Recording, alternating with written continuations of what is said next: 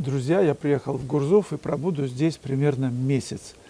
Если кто-то хочет со мной поработать, пишите, и мы договоримся.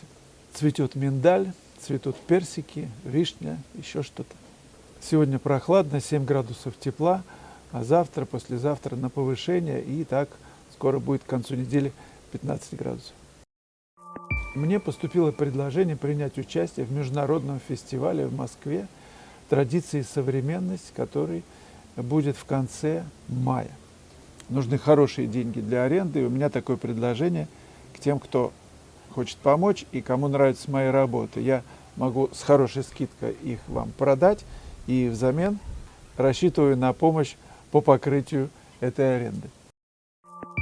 Марина Арская, я начинающий художник, но при этом я уже прожила на этом свете немало лет. И я себе задаю часто вопрос, успею ли я настолько овладеть живописью, чтобы писать картины так, как чувствую изнутри. И меня очень притягивает тема портрета, и, конечно, меня интересуют ваши грядущие курсы по портретам. Но я пока не считаю себя готовой к ним приступить. Ну, так пройдет, я не знаю, сколько времени еще, пока вы будете считать готовой. Да? Надо приступать. Тем более я с нуля, в общем-то, показываю, как устроена конструкция человека, там, головы, например. Есть же подробное объяснение, анализ и рисование вот этой формы. Когда понимание есть конструкции, то потом все просто очень. Ну, хорошо, читаем дальше. Так, не готов к ним приступить. Сначала мне надо пройти начальный курс по этой теме, пока я училась рисовать лишь кубы, шары, фигуры вращения и так далее. Это уже очень классно, потому что все состоит из этих простых форм, которые вы уже учились рисовать. Они просто склеены вместе. Ну, по сути, там глаз, шар, нос, значит, трапеция, там, с гранями, с площадками, пристыковано к другой форме. Лоб, одна плоскость, другая плоскость, третья. В общем, все это мы разбираем на курсе по рисованию головы, о котором вы вот пишете, что знаете. Но насколько он подходит тому, кто пока человек рисовал только по правилу палка-палка, огуречек, да? Или сначала лучше пройти начальный академический курс рисования головы. Можете пройти, а можете начать у меня. Разницы никакой нет, потому что это, параллельные, что ли, дисциплины. В общем, я объясняю конструкцию и показываю, как это делается. Можно так и эдак, главное начинать работать, пробуйте.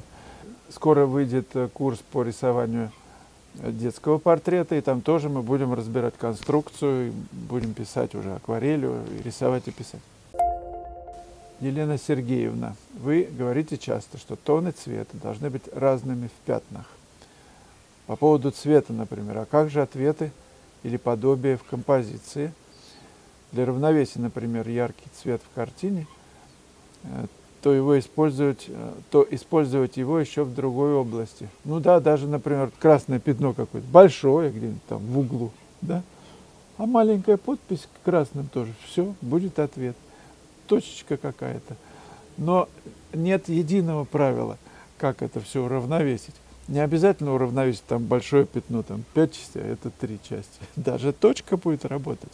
Равновесие хорошо. Ну а кто сказал, что оно обязательно? Может быть, композиционно, динамический сюжет требует как раз неравновесия. Так что решать вам. Конечно, этим нужно пользоваться и управлять грамотно. Все это мы изучаем на живых классах, или в видеоуроках. Ну и, конечно, к празднику весны мы запустим акцию на мои уроки в моей онлайн-школе. Так что вот-вот это случится. Елена Пухарева, это и к лучшему, что внучка продает потихоньку картины Фешина. Ну, не очень-то и потихоньку. Больше людей увидят великие работы, чем бы они пылились ненужны. Вот у меня есть мечта увидеть работу, которую он, Фешин, написал, когда еще только в академии учился или уже закончил, довольно-таки большое полотно. Как я его увижу? Где оно? Кто знает? Я к тому, что вот купили девушку с маникюрными ножницами, возможно, никто ее больше никогда не увидит вживую. Просто никто. Представьте, какой-то богатый человек на яхте у себя, например, повесил эту картину и любуется. Ну, друзьям показывает, может быть. А может быть, даже и им не показывает. Д. Лейнел. Вячеслав, есть ли у вас любимый зарубежный современный художник? Их много, и я выкладываю в Инстаграме Painting the Best тех, кого люблю. Вы можете посмотреть, значит, там. Но это очень классно, когда мы окружены теми, кого мы любим, я имею в виду произведениями, и можем их наблюдать, учиться. Жорж, действительно, к чему точность рисунка, в смысле точности в пропорциях, вернее, пропорциональных отношениях, так, точных тональных отношений, каких-то цветовых гармониях, оттенках, валерах. Этому пусть следуют скучные реалисты, тем более, что точно реалистично рисовать и писать красками это сложно, а кому нужны сложности, особенно в современной живописи. Легче же отклоняться от правил, не следовать им и вообще не знать никаких правил изображения на плоскости и писать. Можно же писать не как хотелось бы, а как получается, само собой, без рекомендаций и правил, без даже намека на реализм. И вообще, для чего какие-то правила, придуманные занудными реалистами, а потом еще им следовать? Полная анархия, свобода от законов, правил, рекомендаций. Вот истинное современное искусство живописи. Вы правы, безусловно, Жорж. Поэтому я сторонник крепкого фундамента, о котором все время говорю.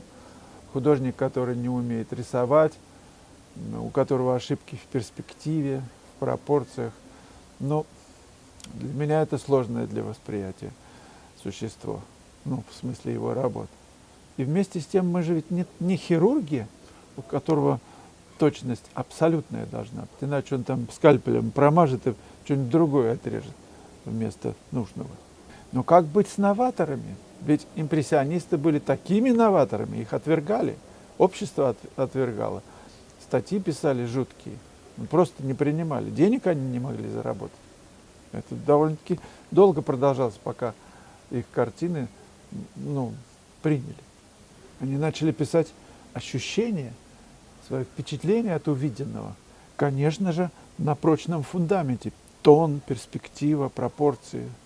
Но реализмом-то это тоже нельзя назвать. Это же художник-импрессионист пишет впечатление от того, что он видит. Он не передает тупо, буквально, просто буквально и в цвет, и в тон, и все такое. Все равно есть отклонение. И весь мир все-таки любуется, там, я не знаю, работами того же Модельяне. Хотя там нарушение правил, нарушение пропорций, но в этом есть какая-то особая гармония, согласитесь. Не любовались бы, наверное, не приезжали бы, не стояли в очереди на выставке, где его работа. Или вспомним Эль Греко с его вытянутыми фигурами, пальцами, руками. Это же тоже нарушение пропорций. Может быть, кому-то тогда это сильно не нравилось, потому что не похоже на реализм. Короче говоря, не все так однозначно, как мне кажется. Что вы думаете об этом, друзья? Включайтесь в этот разговор. Тема интересная. Друзья, информация о моих предстоящих классах есть на сайте. С 9 по 13 апреля мы поедем в Плёс. С 1 мая по 5 мая будет класс на озере Гарда.